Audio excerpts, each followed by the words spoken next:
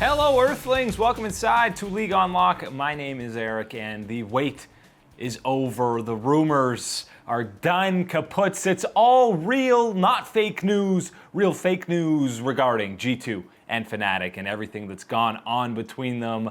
I mean, if you were paying attention, who was replacing Caps on Fnatic had kind of been in the writing on the wall for a very long time, almost a week now at this point, that they would be bringing in a young talent. It's not Froggen, it's not Bjergsen that's coming over, leaving TSM to go to Fnatic. It's not a big name commodity, it is Nemesis, as rumored, as we already talked about on this show, and figured that that would be the case because it had already been reported on by some Spanish media, I don't know, 3 or 4 days ago before Fnatic made it official, but they took to the Twitter sphere to say that Nemesis is trying to follow the line and continue the legacy of mid laners coming out of Fnatic and the likes of Expeke, Febevin, and Caps most recently, and of course, Shushei way back in Season 1 with the AP Gragas. But Nemesis obviously does not have any major region competitive experience, but he has dominated the European Masters League and dominated the Spanish League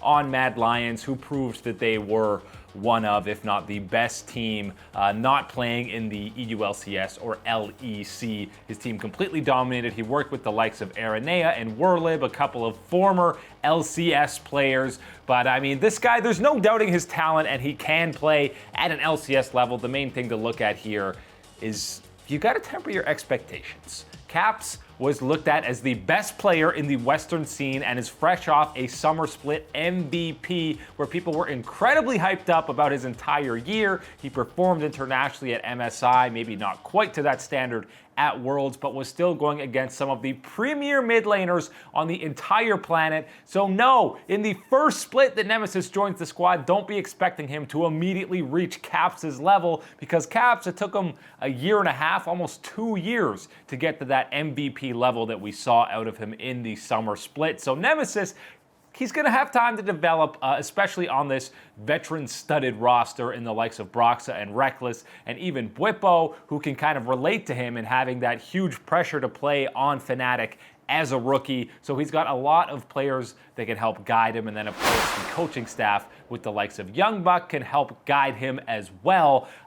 He's got to get a new picture though for 2019 because he does not fit with the Fnatic lineup. His crossed arms are cool and everything. He's got the pose down, but he's got to get the official Riot headshots so that he can blend in with his new teammates. Like I said, this has been pretty much known for a long time, and we know Fnatic loves to build up young talent themselves, much like they did with Caps and Febevin. Now, Febevin kind of developed a little bit on H2K and qualified with them before he actually joined Fnatic heading into the new year. But Nemesis, I mean, there's going to be a whole lot of pressure on him. I hope the community doesn't go too hard in on him, because there's going to be a ridiculous amount of expectations for a team coming off back-to-back LCS titles and a World Championship Finals appearance.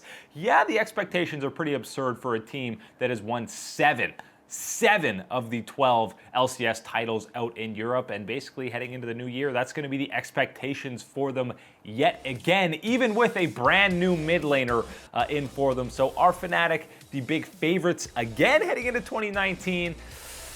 I mean, I'm sure G2 has something to say about that, but it's still going to be a top 2 team with Fnatic. I think even when you sub out Caps, who was the best player on the team, the best player in the West, assuming the meta continues to be something to do with AD carries and you still have the flexibility of Bwipo in that top lane, I think Nemesis and Broxa. I mean, Broxa was the best performing player on this squad at Worlds. I still think Fnatic has the tools to be the favorite and the tools to win another LCS title and be a perennial threat here in EU. Some of the new rosters coming in, looking at Misfits, are obviously scary and will be some serious competition for Fnatic to go against.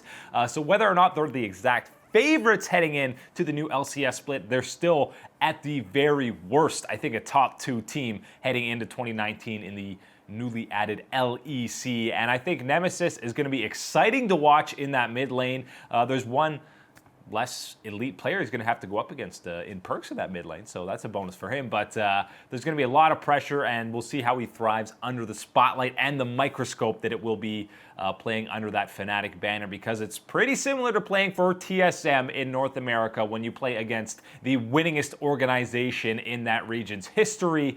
We'll see if he's up to the task, but don't just temper your expectations. He's not immediately going to be an all-pro mid laner or playing at an MVP level. It will be his first split playing in a major league. And yes, he has the teammates to help him out, but it's going to take some time to develop, so don't flame him too hard in his first ever split in the LEC. But Fnatic, the future is still looking bright for them. 3 years, by the way, they signed this kid for going forward. He's still only 19 years old. Plenty of time to reach his peak.